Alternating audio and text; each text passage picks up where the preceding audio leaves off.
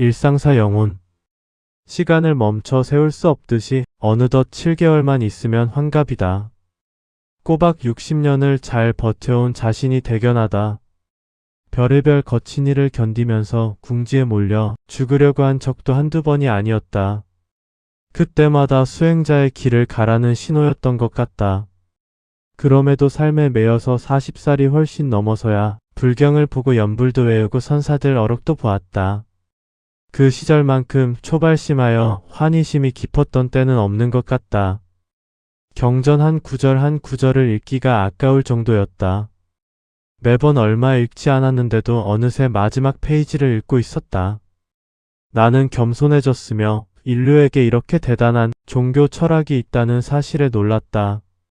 솔직히 불경이 정말로 재밌었다. 그 어떤 판타지 소설이나 막장 드라마보다 흥미로웠다. 이런 재미가 나를 수행자의 길로 이끈 계기가 된 것 같다. 하루 중 여분의 시간은 무조건 불교에 매진했다. 3시간도 채 안 자고 불경을 읽는 날이 여러 날이었다. 그런 재미에서 시작된 길이어서 그런지 몰라도 욕정은 조금 줄어들었으나 아직도 육식과 음주와 흡연을 한다. 언젠가는 자연스럽게 먹기 싫어질 날이 올 것이다. 다행히도 깨침의 지름길이 괴로움이듯 나의 경우 남들과 달리 의식이 발달하여 적응보다는 의문이 많았으며 선악에 대한 잣대가 명확하였기에 괴로움은 늘 자신과 함께했다. 이 길은 괴로움이 없는 사람은 갈 수 없는 길이다. 자신의 한계치 괴로움의 끝까지 가본 사람이어야지만 머무르지 않고 최상의 깨침에까지 이를 수 있다. 왜냐면 괴로움의 끝까지 가본 사람이 아니면 작은 깨우침에 만족하여 머물기 때문이다. 즉 작게 깨우치게 되면 괴로움의 소멸이란 과정인 것을 모르고 깨침의 목적지가 되어버리기 때문이다. 요즘 주변에서 60살이면 정년퇴직이 다가오는데 다음 직업은 무엇으로 할 것이며 노후 대비는 어떻게 할 것이냐고 묻곤 한다.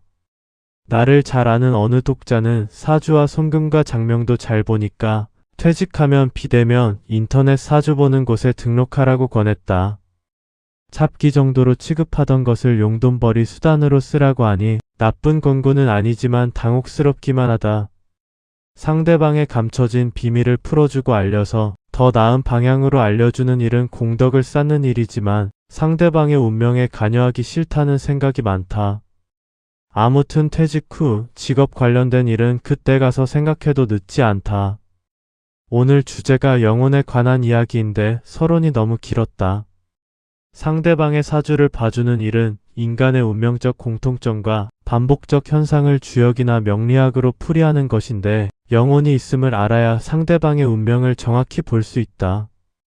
이는 현상계에만 머무르지 않고 시스템계를 관통하는 남다른 특별한 능력이 있어야 하기 때문인데 그 첫 단추가 영혼을 인식하는 것이다. 영혼은 눈에 안 보이고 인식도 하기 어려운 것이기에 말로 표현하기 어려운 것이 사실이다. 나의 견해를 구체적으로 말하자면 영혼이란 어떤 흐름으로 볼 수 있으며 의식의 근원이라고 표현할 수 있다. 즉 인간이 죽으면 처음엔 개별 의식을 가지고 가지만 시간이 지날수록 개별 의식은 점점 옅어져 희미해진다. 이렇게 개별 의식이 거의 사라진 자리에 무언가가 남게 되는데 이것이 윤회에 드는 본체인 영혼이다. 사후에 자신의 의식이 온전히 사라지기 전에 심판관에게서 윤회를 끊는 판결이 나와야 한다.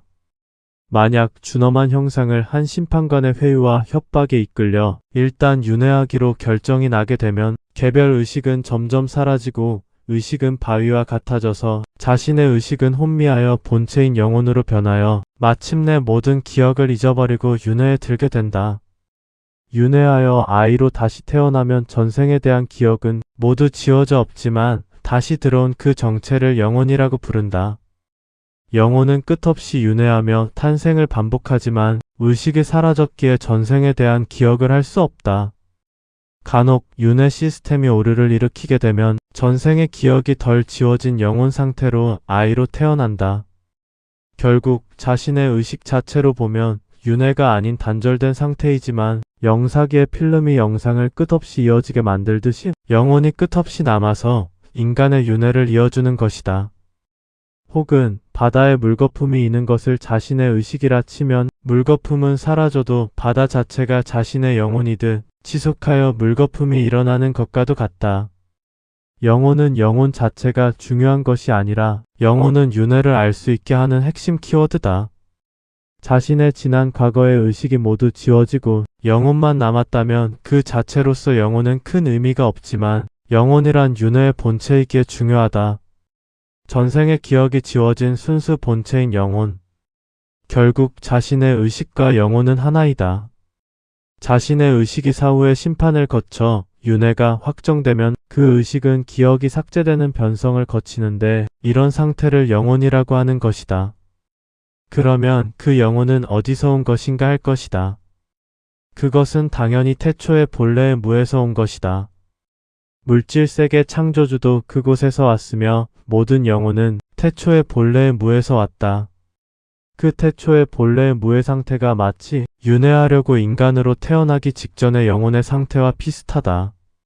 그러나 이는 상태만 비슷한 것일 뿐이고 본래의 무와 기억이 잊힌 영혼과는 전혀 다르다.